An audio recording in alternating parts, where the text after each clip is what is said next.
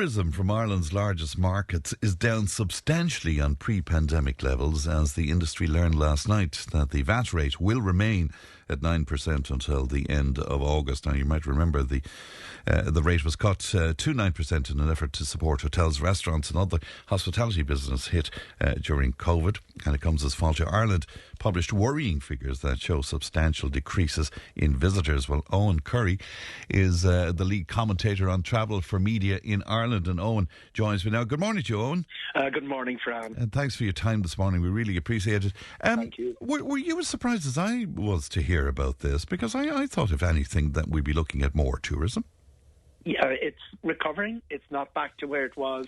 And that matches the aviation figures, Fran.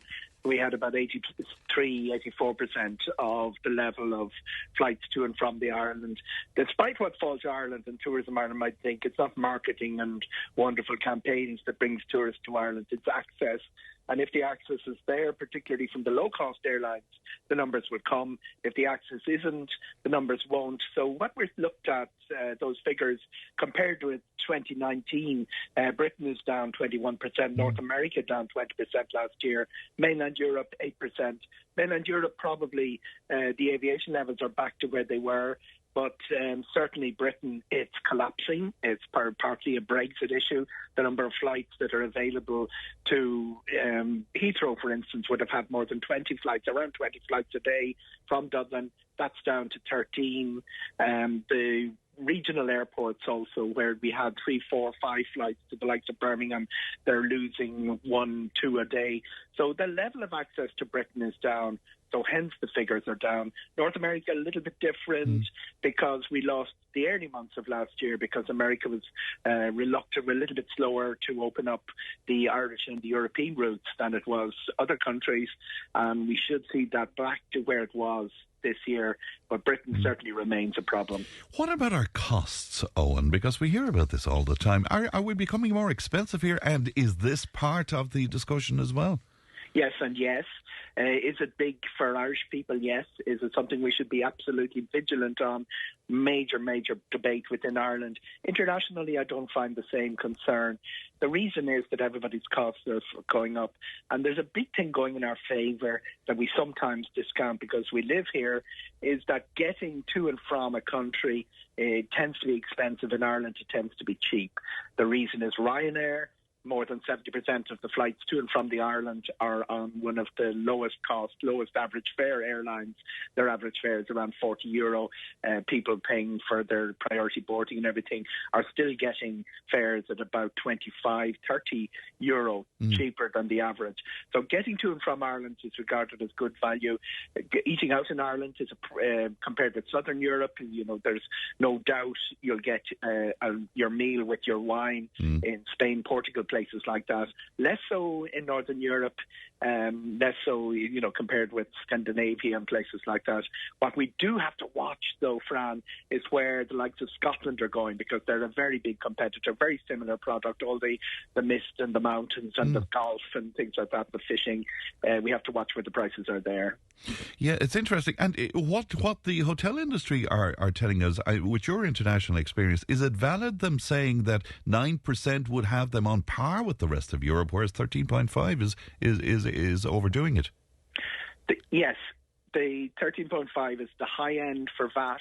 There are other issues that tend to come into the taxation mix. There are other countries will have room taxes, things like that. So it's certainly a ebb and flow of debate between the hospitality sector and the officials from the Department of Finance, more so than the Department of Tourism. But what they're saying is that 9% could actually close restaurants. That is a problem. It's already a problem. Some of them didn't reopen after the pandemic. And we do have a huge problem with our prime product, the Wild Atlantic Way, that wonderful if you arrive in July and August, but it's very hard to find places open in February and March. So we need restaurants open. We need a viable service sector for tourists when they come. And we also need those hotel prices to be watched. Big issue, 26% of our rooms are out in government contracts. And that tends to take out the cheaper end of the market as well.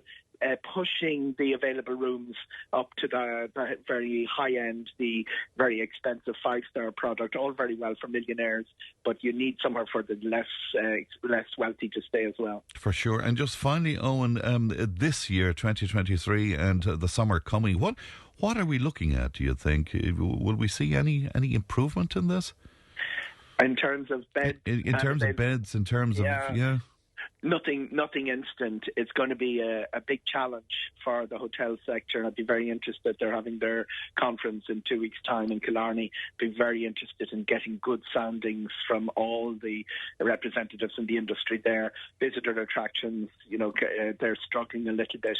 What we need to know really at this stage is if the level of tourism, inbound tourism, particularly for North America. You remember we've got 16 routes from Aer Lingus and 3 each from 4 American and Canadian airlines. If the tourists are arriving, are we going to be able to send them home with a very happy experience? And that includes their accommodation. Big issues facing the summer. I would expect it to even itself out with Airbnb and the rental sector, but that's under pressure from a whole lot of other areas as well, including our own housing market. And the huge debate about should we be allocating beds for tourism when we're short of beds for our own people and for our those wonderful people from Ukraine and places that have had to come to Ireland. And it's a very big discussion indeed. Eoghan, we appreciate your time. Thanks so much for coming on.